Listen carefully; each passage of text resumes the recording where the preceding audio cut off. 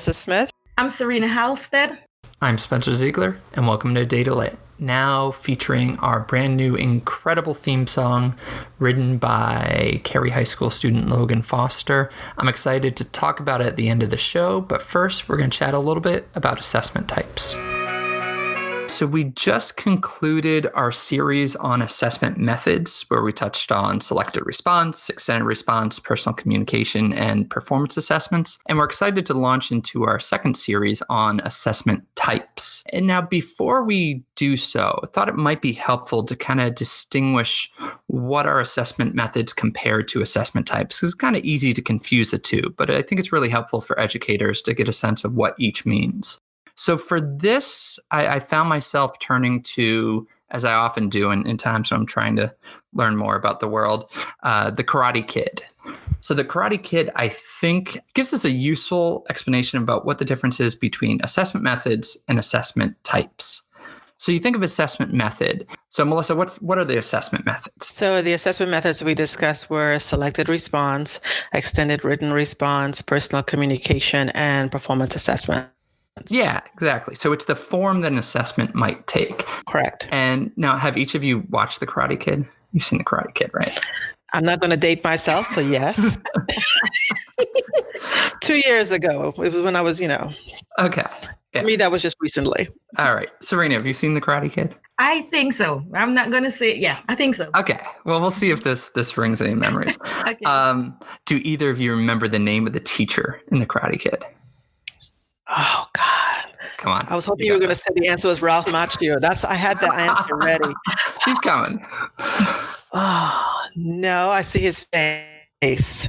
Okay. Mr. Miyagi. Yeah. Mm-hmm. Yeah. Mr. Miyagi. So he's the teacher there, right? And he has a few different forms of assessments, a few different assessment methods that he turns to. And actually, his approach is kind of interesting, where he tends to lean heavily on performance assessments, but in a really kind of small, minute version of it. So for instance, he has Ralph Macchio, Daniel LaRusso, the character. He has him kind of wax the car and paint fences and a lot of chores that he personally benefits from, which I'm not going to suggest that teachers should profit off of their students' performance assessments. But it's these kind of small little things there that he leads with that the student doesn't quite get the meaning. And then he follows up with other assessment methods, with usually personal communication, or with giving him some choices with selected response, or asking him to explain with extended response to kind of tap into what the meaning of those performance assessments were. So you practice kind of waxing on, waxing off, and then he learns that that's building the muscle memory so that you can kind of block attacks as they come in. Same thing with painting or working on balance, whatever it might be. And really the big performance assessment is at the end when he's facing off against Johnny Lawrence, the nefarious Cobra Kai. And that's the big competition. That's where you kind of put it all together and you either know karate or you don't, and you put it on a stage. Right. I think it's important and interesting to kind of note the progression because one of the things we stressed in that last series is that there's not good and bad assessment methods. It's the right use and the right ordering. So he used a lot of kind of smaller assessment methods, selected response, personal communication, and then it builds up to the big performance assessment. If he just led with the big performance assessment and he faces off against Cobra Kai in the beginning, it doesn't go well.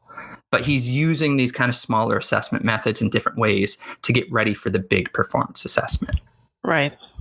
So that's how you can kind of think of the Karate Kid with assessment methods. But there's also assessment types.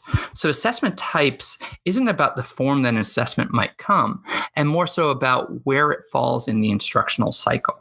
So assessment types, in this series, we're going to break them down into two different categories: assessment of learning and assessment for learning. So assessment for learning is kind of the formative assessments.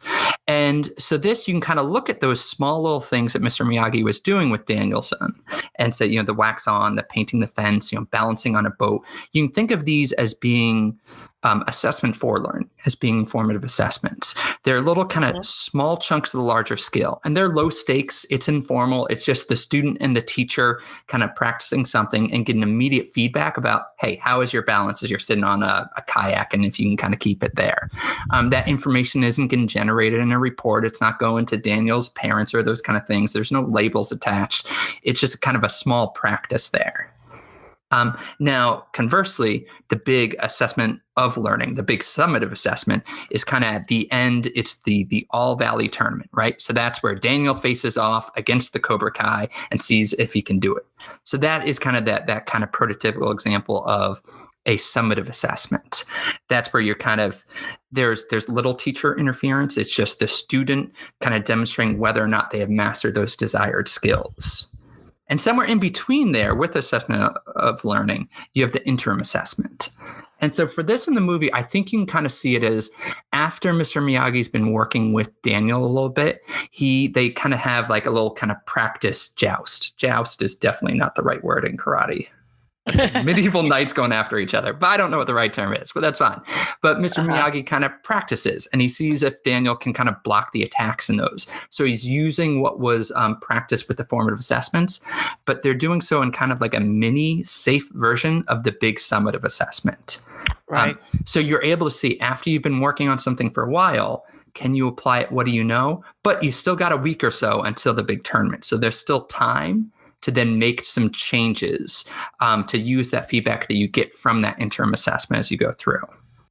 I think that's the movie was a really nice analogy between the assessment methods and the assessment types, because it allows folks to see that a performance assessment as a method can be used as a type, right? And so that's when, one of the things I find in education is our language and the use of language. And so we try to put everything in discrete buckets, but some things overlap. And so a method, right, the methods that we've been talking about in our first series could be examples or used when we're looking at the types of assessments. So I think that was a really good, and I liked how you were able to put those two together.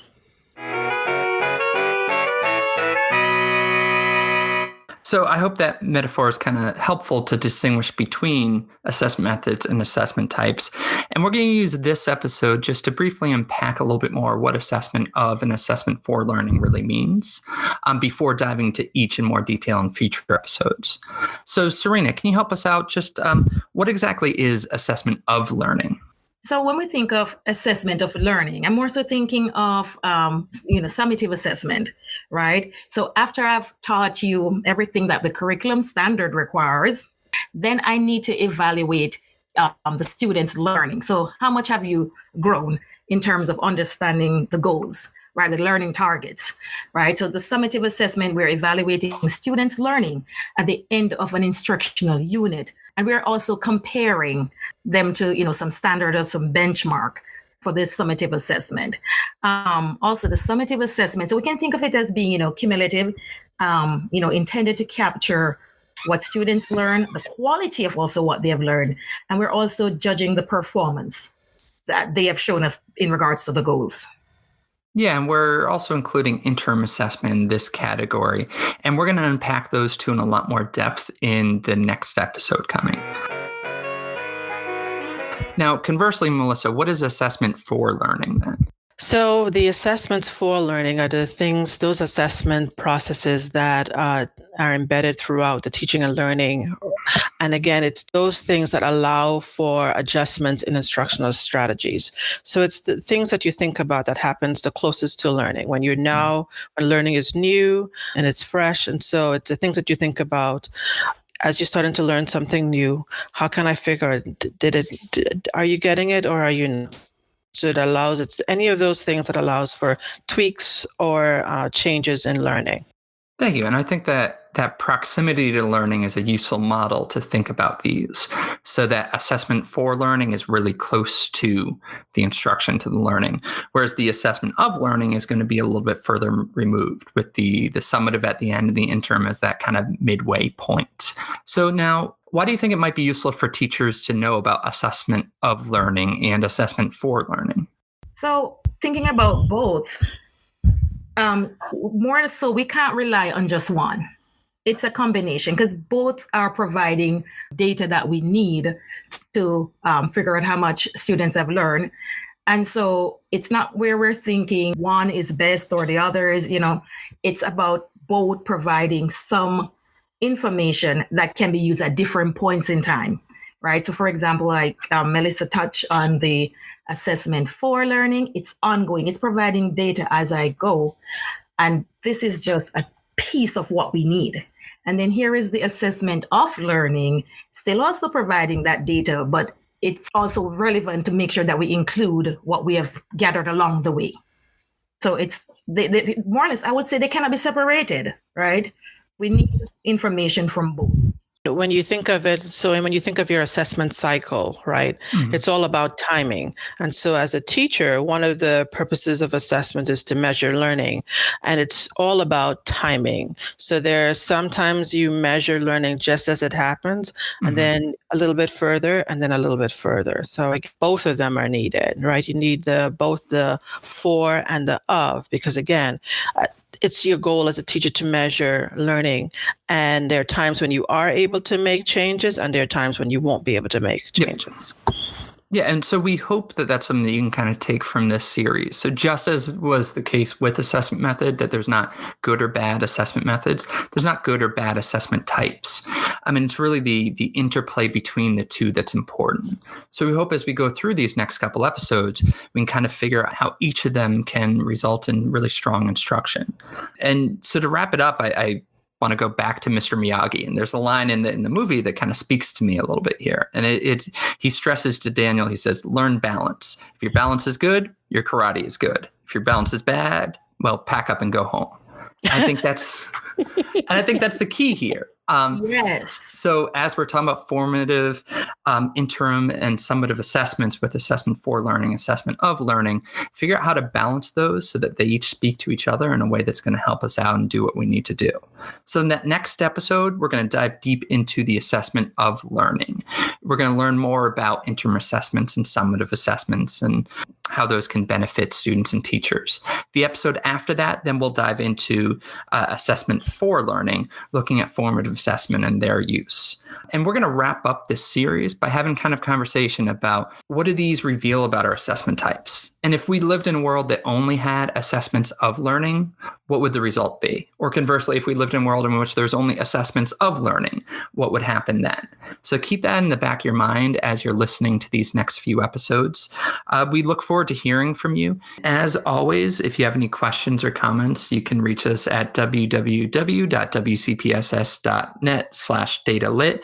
You can send us messages, questions, or even some music files. Did you guys like the new theme songs that we had today? Yes. Thank you, Logan. It sounded really good. Yeah. Today's music actually came from a Cary High student, Logan Foster. I thought huge improvement on my awful ukulele playing. So yeah, we'd love to get other kids sending in some music that they created. So if you go to our website, there's a form there where you can submit, and maybe you'll have your music and your name feature on a future episode. All right. So thank you, and everybody take care. We look forward to hearing from you next time when we talk about assessment of learning. Take care. Bye. Bye.